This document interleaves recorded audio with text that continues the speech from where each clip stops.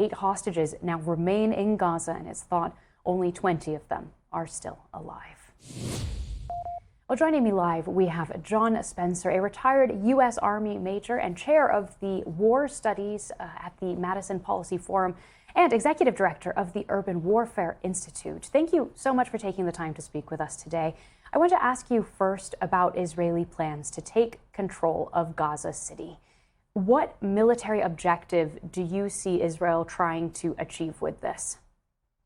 I think to push the goals, all three goals of the war to a closer conclusion, the return of hostages, like was just mentioned, that Israel did return 2 hostages as of yesterday and identified the last one today, and to remove a sanctuary of Hamas. So to get to Hamas, I wouldn't say take control. I think sometimes people use the words interchangeably. They don't have plans to hold it. And I think it's actually problematic that the Red Cross would say that they shouldn't evacuate an area before conducting combat operations, which is actually what they did in November of 2023. International community said you can't move people out of harm's way. I mean, the goal of this operation, if it goes forward, is to try to get this war to an end so that the people in Gaza can actually get some type of normalcy and not the war not to continue to protract. Well, this is in fact an issue among the Israeli military itself, right? In the past months, there's been criticism of the plans for Gaza City from some of Israel's top military leadership. Could that pose an issue for the mission? I would have to know which part of the leadership. If you're talking about the IDF Chief of Staff, Zamir, For he had example, problems yes. with the different plans and the idea of actually seizing, holding, and basically governing areas in Gaza. He didn't have a problem with going into clear. Of course, it's a vibrant democracy. There are different voices that want, different versions of the operation. But I think there is actually solidarity between all Israelis that they don't want to just surrender and say we need to end the war and get out. They want their hostages back. They want Hamas removed from power, and they want to actually achieve some normalcy.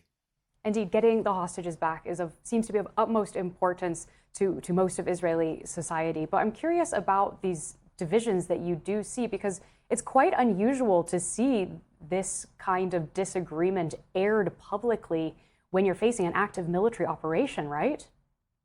No, I mean, I think again, for me, it's healthy. It's civ-mil conversations, and I can point to lots of military history.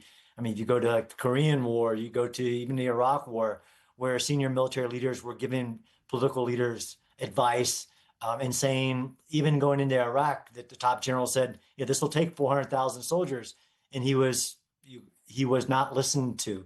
I think but I don't think it's that straightforward. There's absolutely different ideas about how to get to a solution. There's actually, full scale, more operation, not just in Gaza City, but the central camps. So I mean, it's a vibrant democracy. And actually, when they went into the war cabinet and came out with a lower plan, I think that's healthy in a democracy where there is civilian control over the military, but best military advice as well. You also mentioned the Red Cross's warning there that we've been reporting that it wouldn't be possible to evacuate civilians under the current conditions they're facing. Part of that, of course, an active military campaign. What considerations are usually made to protect civilian life when you're carrying out a campaign of this nature? Yeah, so that's a great question. And actually, there isn't any similarities. There's best practices for what we call civilian harm mitigation, and evacuation isn't, I would say, the step one, because usually you want to attack your enemy with the amount of surprise. But in this case, the Israeli military, like they have since 2023, have taken their own security and risk lower for the humanitarian imperative to give warning, precaution, and feasible measures to move civilians out of harm's way using flyers and telephone messages and things like that. That's sort of normal. And that's the number one safest thing. And I really wish that the Red Cross and hopefully the UN General Assembly will make a very concerned effort to get the civilians completely out of harm's way, such as in Egypt, who has refused to allow safe refuge from day one.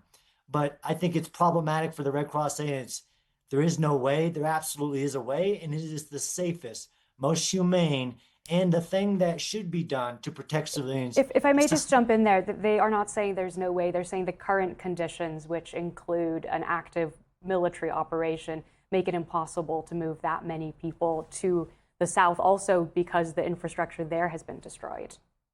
Yeah, again, I don't think that's, I don't do bias. I do objective facts. I mean, there's even recent history, the Rafah operation, they said the same thing.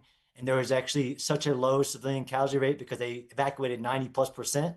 There's actually a new water pipe in southern Gaza that the Egyptians and the Saudis and others just helped establish. It's not true.